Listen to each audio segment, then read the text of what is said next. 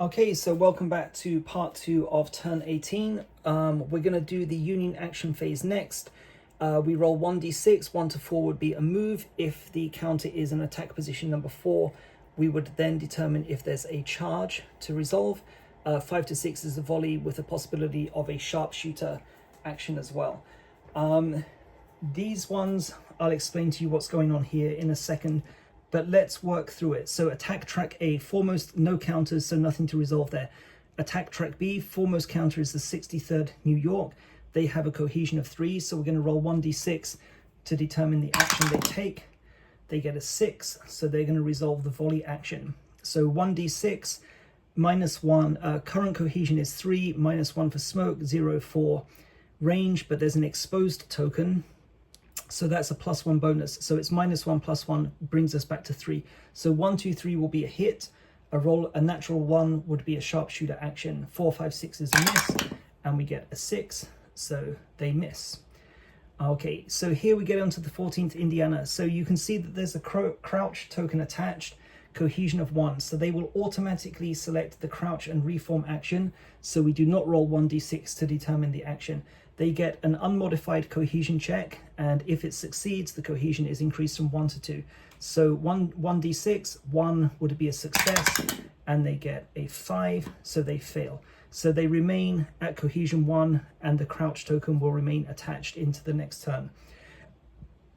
Same thing for the 130th Pennsylvania, cohesion is 1, so they automatically select and resolve the crouch and reform action. 4 is a failure, so things are looking good here. So remain at cohesion 1.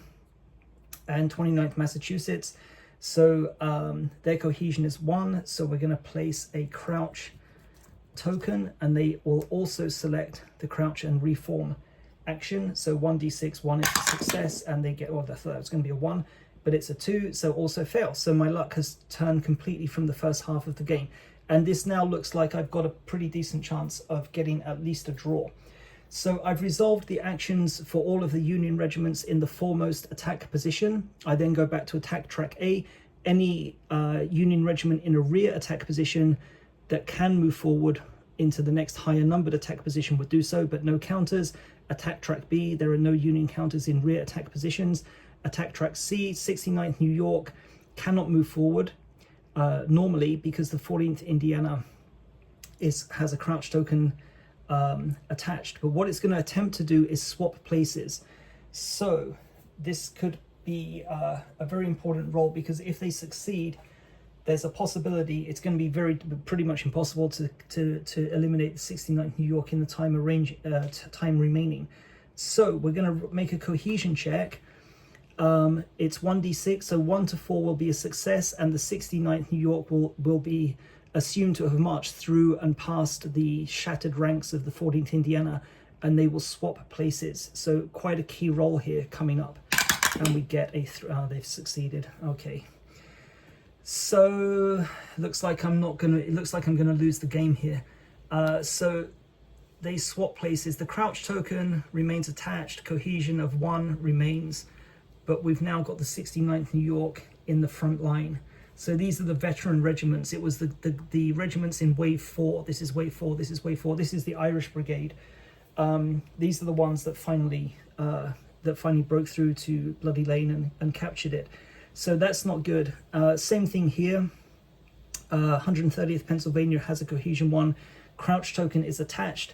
So the 7th West Virginia is going to make an unmodified cohesion check. If they succeed, they will swap places. So 1, 2, 3 will be a success, and they get, that's good. So possibility there then.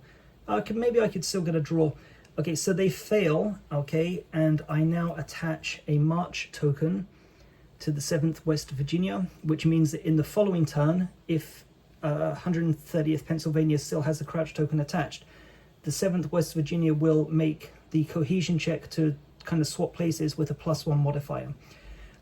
So because the 7th West Virginia didn't move forward, 88th New York also can't move forward. 5th Maryland has to select the crouch and reform again. It's kind of redundant at this point in the game, but let's follow the rules. So unmodified cohesion check 1 is a success, 4 is a failure, so they remain at cohesion 1, and the crouch token will remain attached into the next turn. So attack track E, so you can see there are no Union regiments in rear attack positions, so nothing to do there. So as things stand, I don't think we're going to get rid of these guys, but we can possibly do some damage here. So still a possibility of a draw. So we'll see how things go. So that's the conclusion of the Union action phase. Next, remove exposed tokens. So the 2nd North Carolina, take away their exposed token. Union deployment phase, yep, no remaining waves to deploy, skip that. Confederate action phase. So we roll 4d6. We assign each result to one of 6 columns, and then we choose one of the actions available in each column. And just to clarify, each Confederate regiment can only take one. It's a 1 again. So each Confederate regiment can only resolve 1 action per turn. So okay, let's kind of go over here. So the 1 is terrible. So and there's no orders token, so I can't re-roll it. So 1 means there's no action available, and I've got a 2, a 3, and a 4. So to stand any chance of getting a draw, my priority has to be over here to attack 130th Pennsylvania and the 29th Massachusetts. So I'm going to assign a fire and a fire, and I guess the sensible thing would be to reload over here. Okay, so I'm going to do fire, fire, reload. So it's going to be fire, fire, reload. And okay, let's do the reload first. So reload, there's no cohesion check, it's an automatic success. So we flip up the 2nd North Carolina. Mini ball value is reduced from 3 down to 2. Okay, the 1 is also redundant, so we can remove that. So let's just think about the modifiers at play here. So we've got a smoke -1, +1 for range.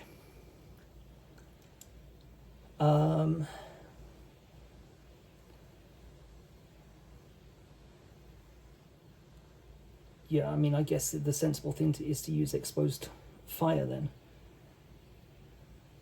There's minus, yeah, okay, we're going to use exposed fire. Okay, so let me just clarify the modifiers for you here. So the 4th North Carolina are going to attack 130th Pennsylvania. So current cohesion is 5, -1 for smoke, +1 for Confederate range, cancel each other, so that's a 5. -1 for the crouch token brings us back down to 4. +1 for the exposed token brings us back up to 5.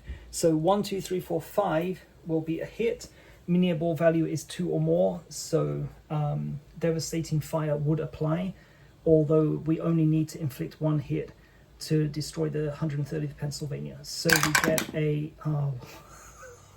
no way, no, unbelievable. Just when I thought my luck was changing, so we've actually managed to miss. Great. So that might be it, guys, then.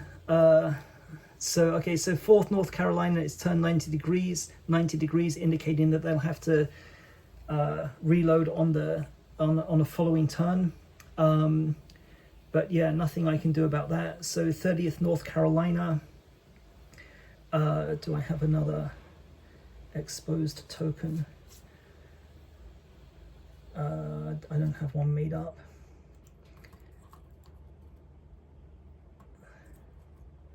Okay, this I do. Okay, so yeah, I'm going to use exposed fire again. Things are getting kind of desperate here. So again, modifiers are the same, but let me just clarify. So current cohesion is 5, -1 for smoke is down to 4, +1 for range brings it up to 5 again, -1 for crouch is down to 4, +1 for exposed brings us back up to 5. So same thing, 1, 2, 3, 4, 5 will destroy the 29th Massachusetts. 6 is a miss, mini ball value is 2 or higher, so 1 would be devastating fire, but at this point doesn't make any difference because we only need 1 hit and we get a 3. So finally 29th Massachusetts is destroyed. We'll put them over there and we'll remove the crouch token and the cohesion 1 token. So that concludes that concludes the Confederate action phase, the end of turn phase. So we remove the smoke token. All the Union regiments that have a cohesion, a crouch token attached, all still have cohesion 1, so the crouch tokens remain in play. So nothing to remove there. And that concludes turn 18. I would say that there is still a possibility of getting a draw. Sorry, they should turn 90 degrees as well because they fired. There are options for quick reload, which gives me the option to reload and fire in the same turn. But I think at this point the best we can hope for is a draw. Everything's going to have to be directed at the 130th Pennsylvania in the remaining 2 turns. There's no way the 69th New York can be destroyed, and 63rd New York is going to take a devastating fire result at this stage of the game, so that's a low possibility result there. But anyway, we'll come back and do that in the last 2 turns. So that's the end of turn 18. So thanks a lot for watching, and I'll see you back again in turn 19.